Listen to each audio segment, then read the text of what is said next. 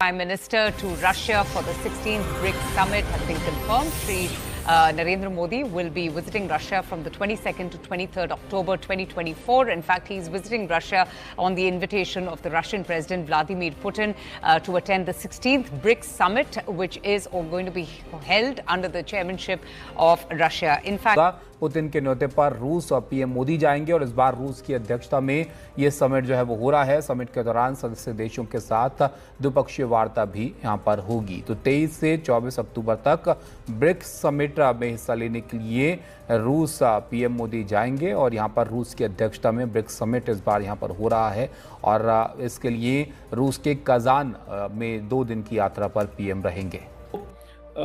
बड़ी डेवलपमेंट ये है कि भारत के वज़ीर आज़म नरेंद्र मोदी जा रहे हैं रशिया फॉर द ब्रिक्स और ये आज खबर आई थी सुबह जो जिसे कहते हैं ना कि जो Indian ministry of external affair है उसकी तरफ से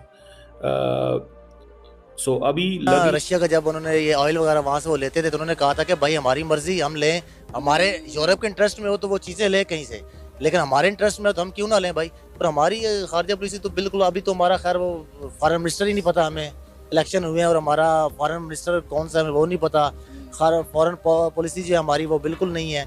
इस तरह करके मतलब ये इंडिया तो भाई किसी को भी किसी टाइम भी वो जवाब देता है। अमेरिका के लिए क्या कुछ नहीं किया, हमने अपनी आर्मी इतनी अमेरिका के कहने पे शहीद करवा दी।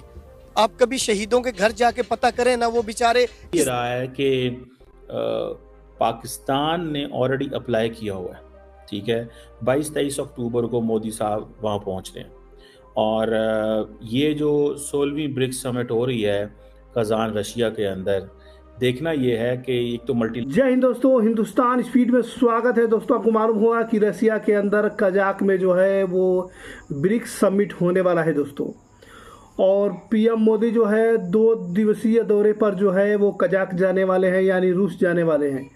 पीएम मोदी और पुतिन का जो है ब्रिक्स समिट सम्मेलन हो रहा है, जिसको देखकर पूरे पाकिस्तान के लोग जो है वो हैरान हो चुके हैं दोस्तों, क्योंकि पाकिस्तानियों का कहना था कि जिस तरीके से जयशंकर साहब आए, जयशंकर साहब के जगह पे जो है पीएम मोदी को पाकिस्तान आना चाहिए था, लेकिन पीएम मोदी नहीं आए। पीएम मोदी हर कंट्री जाते हैं, लेकिन उन्होंने जो है पाकिस्तान आने से मना क्यों कर दिया?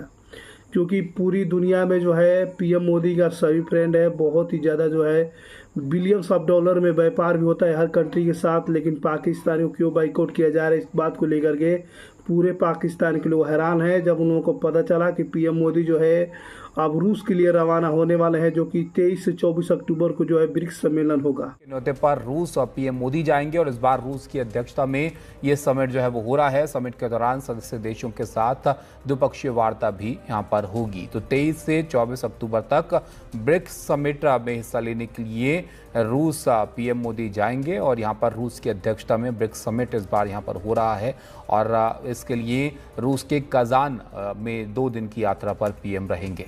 दोस्तों बड़ी डेवलपमेंट ये है कि भारत के वज़ीर आज़म नरेंद्र मोदी जा रहे हैं रशिया फॉर द ब्रिक्स और ये आज खबर आई थी सुबह जो जिसे कहते हैं ना कि जो Indian ministry of external affair है उसकी तरफ से सो अभी लग ये रहा है कि पाकिस्तान ने ऑलरेडी अप्लाई किया हुआ है, ठीक है। 22-23 अक्टूबर को मोदी साहब वहाँ पहुँच रहे हैं और ये जो 16वीं ब्रिक्स समिट हो रही है कजान रशिया के अंदर, देखना ये है कि एक तो मल्टीलैटरलिज्म की बात हो रही है ना आजकल, इसके हवाले से आपको पता काफ़ी हमने डिस्कशन की है मल्टीलैटरलिज्म पे। बहरहाल इम्पोर्टेंट डेवलपमेंट ये है कि मोदी साहब क्या वोट देंगे कि पाकिस्तान को एससीओ का मेंबर बनाया जाए। अब ये डिपेंड करता है कि will this membership be at Pak India's expense, क्योंकि रशिया जो है वो सपोर्ट करेगा पाकिस्तान की मेंबरशिप, क्योंकि ये ऑब्वियसली चाइना भी रशिया को कहेगा, लेकिन इससे जारी बात है चाइना का इन्फ्लुएंस इसमें ज़्यादा बढ़ेगा with the Pakistani presence there. So ये ज़हन में रखिएगा, इंडिया एक हर्डल है, लेकिन इंडिया इसको लॉन्ग टर्म नहीं रोकेगा। शॉर्ट टर्म रोकना चाहे तो रोक सकता है, लॉन्ग टर्म नहीं रोकेगा if this is to be done, मुझे ये लगता है। सो इंडिया का जो है वो रोकना या बात करना शायद बनता है, लेकिन मैंने आपको बताया लॉन्ग टर्म नहीं रोकेगा। देखें 40% दुनिया की पॉपुलेशन इसके अंदर है, ग्लोबल इकोनॉमी, लेकिन ब्रिक्स हो या एससीओ, अभी जो एससीओ की कॉन्फ्रेंस पाकिस्तान में हुई, मेरा इस पे जो एनालिसिस वो यही था कि ब्रिक्स हो या SCO, they lack political support from Russia and China. अगर रशिया और चाइना इस पे थोड़े एक्टिव हों तो फिर चीजें हो सकती हैं। मिसाल के तौर पर रशिया का जब उन्होंने ये ऑयल वगैरह वहां से वो लेते थे तो उन्होंने कहा था कि भाई हमारी मर्जी, हम लें, हमारे यूरोप के इंटरेस्ट में हो तो वो चीजें लें कहीं से, लेकिन हमारे इंटरेस्ट में हो तो हम क्यों ना लें भाई। पर हमारी खारजा पॉलिसी तो बिल्कुल, अभी तो हमारा खैर वो फॉरेन मिनिस्टर ही नहीं पता, हमें इलेक्शन हुए हैं और हमारा फॉरेन मिनिस्टर कौन सा है वो नहीं पता, फॉरेन पॉलिसी जो है हमारी वो बिल्कुल नहीं है। इस तरह करके मतलब ये इंडिया तो भाई किसी को भी किसी टाइम भी वो जवाब देता है। अमेरिका के लिए क्या कुछ नहीं किया, हमने अपनी आर्मी इतनी अमेरिका के कहने पे शहीद करवा दी। आप कभी शहीदों के घर जाके पता करें ना वो बेचारे किस तरह जिंदगी गुजार रहे हैं। तो अमेरिका शट अप गाल इंडिया उन्हें देता है, क्यों देता है? क्योंकि वो ये जानते हैं कि हम देने की पावर रखते हैं और हमारी इस तरफ यही जानते हैं कि अमेरिका से हमारी ख़राब होगी, हमारी रोटी बंद हो जानी है। जिस कंट्री में आप जाए उसकी जो है ना आईटी जो है ना वो बैक बोन्स में इंडियंस बैठे हुए हैं, ठीक है।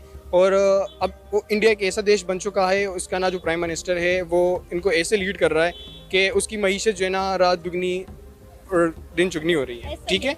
तो ऐसे हालात में कंडेम करना और ऐसे हालात में उसके साथ ना जो बाकी कंट्रीज़ है वो सपोर्टिव कंट्रीज़ है। अपनी गवर्नमेंट पे उनके साथ कितना कॉन्फिडेंस है और उनका जो वज़ीर ख़ारजा है वो वहाँ बैठ के अमेरिका को शटअप कॉल दे रहा है। तो मेरा ख्याल है कि एक रियासत को इतना इंडिपेंडेंट और स्ट्रॉन्ग होना चाहिए और हमें भी सोचना पड़ेगा कि हम कहाँ खड़े हैं और हमें कहाँ जाना है और हमने कब आज़ाद होना है और कब अपनी रियासत और अपने इस मुल्क के बारे में सोचना है। हम इंडिया की फॉरेन जो पॉलिसी है उनकी ये है कि वो जब भी कोई बात करते हैं या जो भी कल्चर अपनाते हैं वो अपने कल्चर को पहले मद्देनज़र रख के बात करते हैं और वो जब चाहें जिसको चाहें स्टॉप कॉल दे सकते हैं, क्योंकि उनकी पॉलिसी बेहतरीन और बहुत अच्छी है। क्योंकि हमारे पाकिस्तान में बस एक ही मसला, पाकिस्तान की जनता इस बात को लेकर के हैरान नज़र आ रही है। उनका कहना है कि पीएम मोदी एक बार अगर पाकिस्तान में विजिट कर जाते तो शायद पाकिस्तान की हालत सुधर जाती और पाकिस्तान के अंदर महंगाई भी कम हो जाती और लोग के पास जो मैसेज जाता वो पॉजिटिव जाता। सब लोग कहते कि पाकिस्तान एक दहशतगर्द देश नहीं है,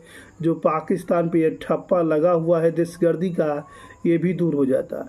इस तरह के जो है बयानबाजी करते नज़र आ रहे हैं। पाकिस्तान की मीडिया में चर्चा इसका चल रहा है, क्योंकि आपने देखा भी होगा जिस समय जयशंकर साहब ने जो है पाकिस्तान गए हुए थे उस समय जो है पाकिस्तान के जो है प्रधानमंत्री शहबाज शरीफ जो है वो जयशंकर साहब को जो है लेने एयरपोर्ट नहीं गए थे। बहुत ही छोटे पद के मिनिस्टर को जो है जयशंकर साहब को रिसीव करने के लिए भेजे हुए थे, आपने देखा होगा। लेकिन उन्हें ये नहीं मालूम है कि इनकी औकात जो है सबको मालूम है। जिस तरीके से जयशंकर साहब को डिनर कराया गया, डिनर के समय जो है पाकिस्तान के फॉरेन मिनिस्टर जो है व्यापार के बारे में बातें करना चाहते थे। आपने वीडियो में पहले देखा भी होगा, मैंने इस पे पहले भी वीडियो बना रखा है।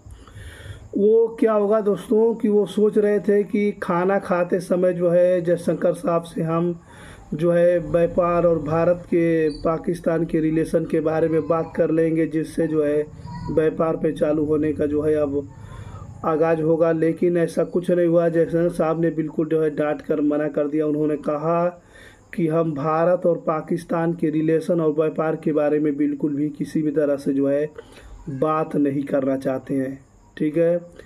तो इसको लेकर के पूरे पाकिस्तान को सदमा लग गया।